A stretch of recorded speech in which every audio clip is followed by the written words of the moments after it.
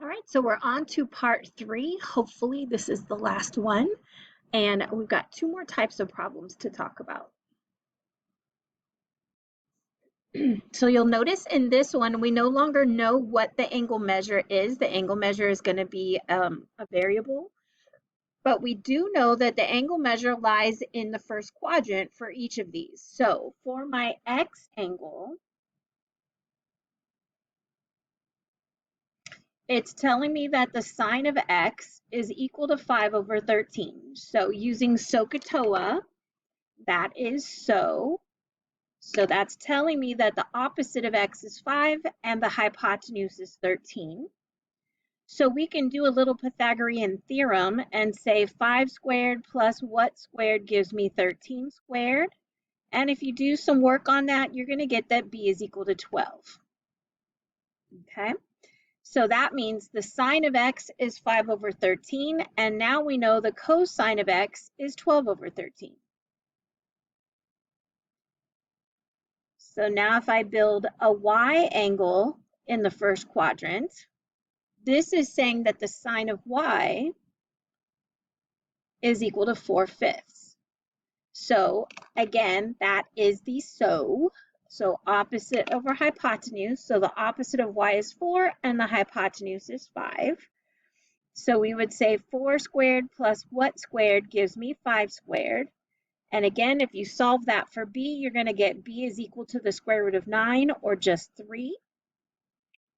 So now I know the sine of y is 4/5 and that the cosine of y is 3/5. Okay, so that's going to be information we're going to come back to. So I'm going to highlight this a little bit.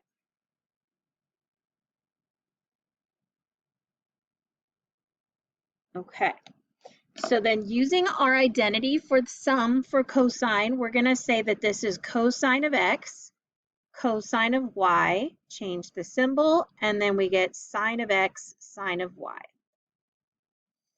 So now we're going to substitute. So we get cosine of x is 12 over 13. Cosine of y is 3/5 minus, and then we get sine of x is 5 over 13 times, and then sine of y is 4/5. And then the beauty of this, if there's no radicals involved, we can just use our calculator. So we're going to do 12. We're going to do the fraction button. Let me get some light on here. We're going to do the fraction button, and then, what was it, 13 times 3 fraction button 5. And then we're going to say minus 5 fraction button 13 times 4 fraction button 5. And that gives us 16 over 65.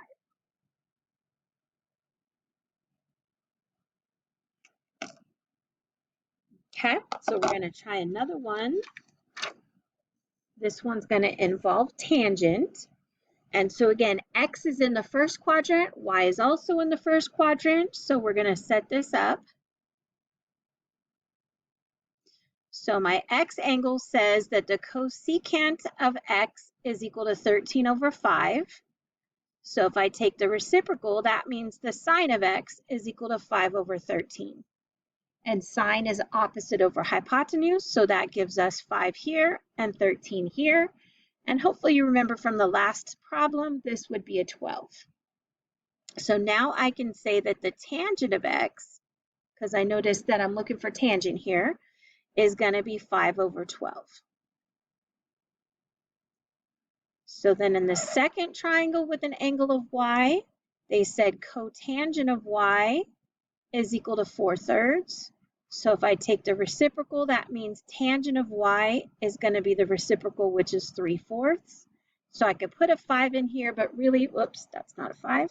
But really for this formula, I only need to know tangent of x and tangent of y. So I'm going to hold on to this information here. So the formula says the numerator looks like we distributed tangent, so we get tangent of x minus the tangent of y. And then we're going to be over 1 and then change the symbol to plus and then take the product. So tangent of x times the tangent of y. So we're going to substitute what we know. So we know the tangent of x is 5 over 12. The tangent of y is 3 over 4. So then we get 1 plus 5 over 12 times 3 over 4. So I'm going to take this one step at a time. So I'm going to start with the numerator. So the numerator is going to be 5 over 12 minus 3 over 4. And so that's going to give us negative 1/3. And then the denominator is 1 plus 5 over 12. And then we've got times 3 over 4.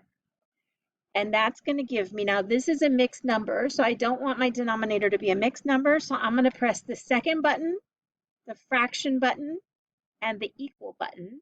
And I get 21 over 16. All right. Then again, I'm going to let my calculator do the work for me. So I'm going to say negative 1 fraction 3 divided by 21 fraction 16. And that's going to give me negative 16 over 63. Okay. So then the last problem is an identity problem. So it's going to say show that this is an identity. So it doesn't matter which side you pick. So I'll just go ahead and pick the right-hand side. And so then once you pick a side, you have to simplify that side to make it look like the left-hand side. Okay, so we're going to have to remember our identities.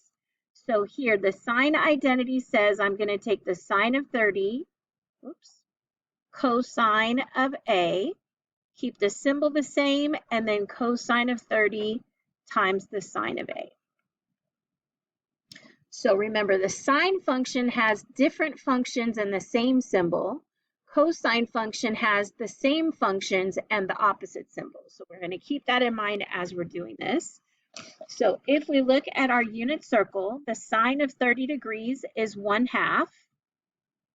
So this is 1/2 cosine of A minus, and then the cosine of 30 degrees is root 3 over 2, and that's times the sine of A. Okay, so notice what I'm heading towards doesn't want to deal with 30, it wants to deal with 60. So if I take a look at 60 degrees, 1/2 is represented by the cosine of 60 degrees. So 1/2 is equal to the cosine of 60 degrees. So I'm going to substitute cosine of 60 degrees for 1/2.